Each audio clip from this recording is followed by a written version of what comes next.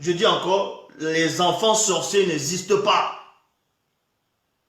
Si un enfant a un comportement bizarre, il faut juste soit la discipline, soit c'est juste l'initiation. Il faut juste les initier. Quand vous disciplinez l'enfant, il faut lui montrer que je te discipline de telle façon, je te discipline parce que tu as fait ce que tu ne dois pas faire. Mais il ne faut pas discipliner l'enfant en fouettant l'enfant comme un bandit, en laissant des traces, à taper sur le visage, tout ça. Si on vous a fait ça étant petit, pourquoi vous voulez faire ça? En gros, c'est comme si vous étiez en train d'approuver ce qu'on était en train de vous faire quand vous étiez petit. Parce que votre enfant, c'est toujours un prolongement de vous-même. Ça ne veut pas dire qu'il ne faut pas discipliner l'enfant. La discipline, c'est quoi? Ça peut être, s'il a des jouets, ben vous lui privez des jouets. Vous dites, voilà, voilà tes jouets. Je te prive de tes jouets parce que tu n'as pas écouté ce que je dis. Tu aimes trop regarder peut-être les dessins animés à la télé, je te prive de ça. Pour tel moment, jeux vidéo pareil, ou bien les sorties, c'est ça. Maintenant, vous pouvez donner la discipline à l'enfant, c'est-à-dire avec derrière le bas du dos, pam, pam, pam, correction, mais il ne va pas mourir. Ça ne veut pas dire que vous avez pas...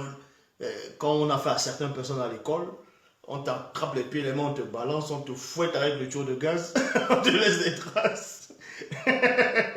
Si ton père, si tes parents n'ont pas les moyens, on va te fouetter. Comme on fout des bandits, c'est pas comme ça. Il faut discipliner l'enfant pour que l'enfant avance. Pour orienter l'enfant. Comme ça, quand l'enfant sera seul, avant d'aller faire désobéir, l'enfant va dire, je vais pas désobéir parce que c'est pas bon. Plutôt que je vais pas désobéir parce que papa ou maman a dit non, ne fais pas. Ce qu'on appelle les enfants sorciers. C'est parce qu'ils n'ont pas été bien initiés. Les enfants n'ont pas été bien initiés. La plupart d'enfants n'ont pas été bien élevés. Même ce qu'on appelle les enfants soldats ou bien les enfants qui dorment dehors, les nangaboko, d'autres vont prendre les machettes, ils vont aller agresser les gens, les couteaux, les enfants qui dorment dans les rues. La plupart, on n'est pas là pour excuser ce qu'ils font, c'est pas bon du tout.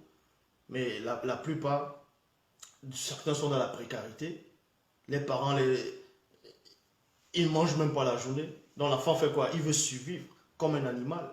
Donc pour lui, il voit le pain, il va courir pour aller voler parce qu'il veut manger. Et maintenant, il sait que il voit peut-être quelqu'un qui passe, il sait que cette personne peut être l'argent et que cet argent peut le servir à l'acheter en manger, il va aller agresser. Parce qu'en ce moment, l'enfant se sent seul, se sent menacé, se sent en gros, il est sous l'influence. Donc il n'a pas, il sait qu'il va, il sait qu'il va faire le mal, mais il n'est pas pleinement conscient par rapport à la loi spirituelle et morale alimentée par le verbe de l'Oba.